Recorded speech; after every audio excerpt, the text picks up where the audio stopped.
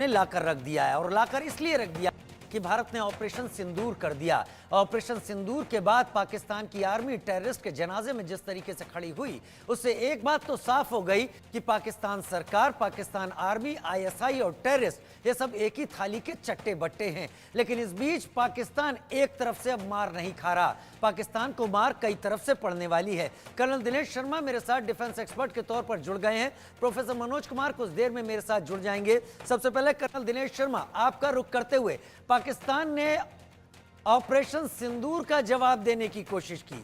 वो कह रहे थे अगर आपने हिमाकत की तो हमने अपनी मिसाइलें और अपने तोपखाने सजाकर नहीं रखे हैं, लेकिन हिमाकत की पाकिस्तान ने। उसके बाद पाकिस्तान को आज जवाब मिला है। शायद पाकिस्तान को अब हकीकत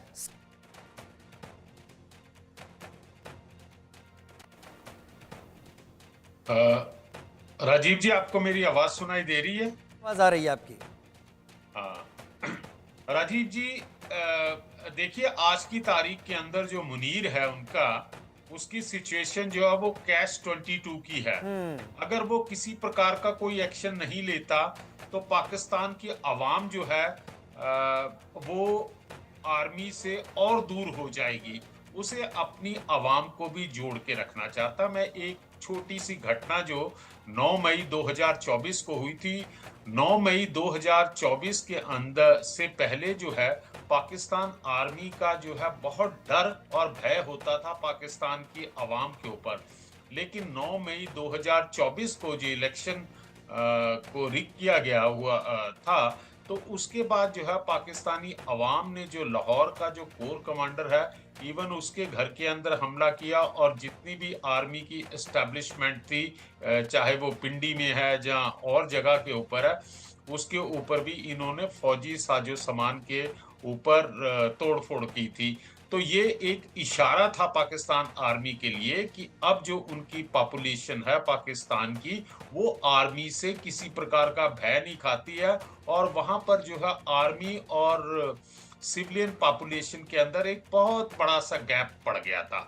अब उस गैप को जो है दोबारा पाकिस्तान को आर्मी के साथ जोड़ने के लिए मुनीर को कोई ना कोई एक्शन तो लेना था, क्योंकि इस बार जो है वो झूठ का पुलंदा नहीं दिखा पाया। जैसा कि उसने बालाकोट एयर स्ट्राइक के दौरान कहा था कि भारत के जहाज आए और वो हमारे पेड़ों के ऊपर जो है बम बरसा के चले गए, कुछ चंदे कौवे मर गए हैं। लेकिन इस बार तो पूरी पब्लिक ने देखा कि किस प्रकार से उनके ऊपर अटैक हुआ पीओके के अंदर। और दूसरी बात थी कि पाकिस्तान की आर्मी ने कभी नहीं सोचा था कि भारतीय सेना जो है उनके हार्टलैंड पंजाब के अंदर भी हमला करेगी। लेकिन अभी जो है अब वो हमला करता है तो फिर उसे भारत की तरफ से, जैसा आपने अभी बताया है कि कल रात को जो है उसने हमारे 15 सैनिक ठिकानों के ऊपर, जहां 15 इलाकों के अंदर नॉर्थ वेस्टर्न और इवन गुजरात तक और राजस्थान तक जो है उसने अपनी मिसाइलें छोड़ी, जिसे हमारी भारतीय सेना ने S-400 जो एयर डिफेंस मिसाइल सिस्टम है उनको पूरा बर्बाद कर दिया। और उसके एवज में और उसके रिटेलिएटरी एक्शन में जो उनका HQ-9 है, जो ईडी उनका एयर डिफेंस सिस्टम है जो कि उन्होंने चाइना से लिया है, उसे बर्बाद कर दिया। तो आज की तारीख के अंदर पाकिस्तान जो है उसका एयर डिफेंस सिस्टम जो है वो बिल्कुल डिस्ट्रॉय हो चुका। वो पूरी तरह से मैं कहूंगा कि बहुत वनरेबल है। और दूसरी बात जो है, जो पाकिस्तान की कॉरिडोर ऑफ पावर है, रावलपिंडी जहां उनका जनरल हेडक्वार्टर है, उसके ऊपर भी हमारे भारतीय सेना ने वहां पर भी उन्हें नुकसान पहुंचाया, चाहे लाहौर है, कराची है और गुजरांवाला है, जहां रावलपिंडी है।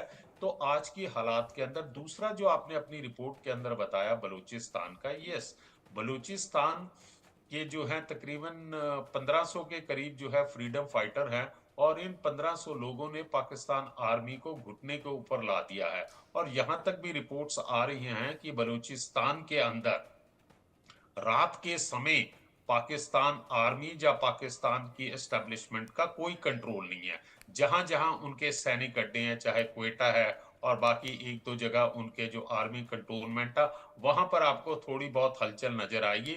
अदरवाइज पूरे बलूचिस्तान के अंदर बलोच जो हैं वो उनका रात के समय शासन होता, कोई पुलिसमैन कोई आर्मी मैन उस इलाके में नहीं जाता।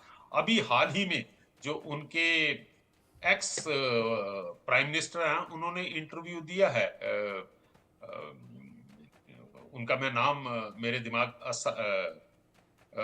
उनका नाम मैं भूल रहा हूं। उन्होंने इंटरव्यू दिया और क्लियर कट कहा है कि बलूचिस्तान आज उस स्टेज के ऊपर पहुंच गया है जिसमें कि वो किसी समय भी यूनाइटेड नेशन के पास जाकर अपनी आजादी की मांग कर सकता है। अब दूसरा है कि उसने भारत के साथ 22 अप्रैल को जिस प्रकार का ये कांड किया है और उसके उसके बाद जिस प्रकार की रिटेलिएशन हुई है, अब देखिए उन पाकिस्तान की मिलिट्री लीडरशिप का असेसमेंट, जो मिलिट्री का कमांडर्स का जो असेसमेंट होता वो देखिए।